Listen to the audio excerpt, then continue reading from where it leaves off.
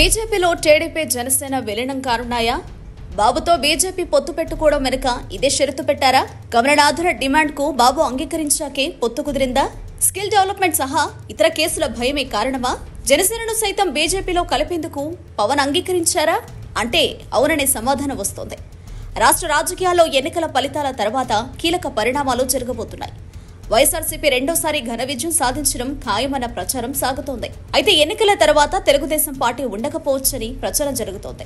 2014 ఎన్నికల ముందు బీజేపీతో కలిసి పనిచేసి ఆ తర్వాత యూటర్న్ తీసుకున్న చంద్రబాబు ప్రధాని మోదీ, అమిత్ షా సహా బీజేపీపై నోటికొచ్చినట్టు మాట్లాడారు. తర్వాత 2019 ఎన్నికల్లో చంద్రబాబు పార్టీ ఘోర పరాజయం పాలవడం, కేంద్రంలో మళ్లీ మోదీ భారీ మెజారిటీతో విజయం సాధించడం జరిగిపోయాయి.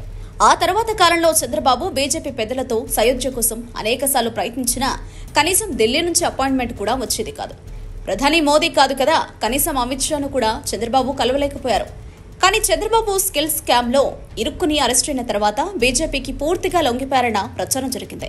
బాబు అరెస్టైన తర్వాత ఢిల్లీ వెళ్లిన నారా లోకేష్ బీజేపీ పెద్దలను కలిసేందుకు ఎక్కని గడపలేదు, కలవని నాయకుడు లేదు. అంతలా ప్రయత్నించినా చివరకు కిషన్ రెడ్డి, పురంధేశ్వరి లాబింగ్తో అమిత్ షాను లోకేష్ కలిశారు. అప్పట్లో లోకేష్ అమిత్ షాతో భేటీ కావడం రాజకీయంగా ప్రాధాన్యతను సంతరించుకుంది.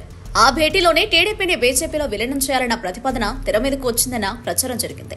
అదే సమయంలో జనసేన పార్టీ అధ్యక్షుడు పవన్ కళ్యాణ్ కూడా ఢిల్లీ వెళ్లారు. బీజేపీలో జనసేన విలీనం చేయాలని బీజేపీ పెద్దలు పవన్ అడిగినట్లు తెలుస్తోంది. టీడీపీని ఎన్డీఏలోకి తీసుకోవాలని పవన్ కోరినప్పుడే బీజేపీ నేతలు తమ ఆలోచన బయటపెట్టారని సమాచారం. ఎన్నికల తర్వాత జనసేనను బీజేపీలో విలీనం చేస్తే ఏపీలో బీజేపీ బాధ్యతలు అప్పగిస్తామని హామీ ఇచ్చారని తెలుస్తోంది. అలాగే పవన్ కు కేంద్ర మంత్రి పదవిని కూడా ఆఫర్ చేసినట్లు సమాచారం. పవన్ కూడా చంద్రబాబును బీజేపీకి దగ్గర చేసేందుకు చేయాల్సిందంతా చేశారని అందరికీ తెలుసు. ఆ తర్వాత బాబు అనారోగ్యం కారణం చూపి బెయిల్ రావడం, ఢిల్లీ వెళ్లడంతోనే మరోసారి 3 పార్టీల కూటమి ఖాయమైంది. కానీ టీడీపీని విలీనం చేస్తేనే పొత్తు ఉంటుందని మోదీ, అమిత్ షా తేల్చి చెప్పారు.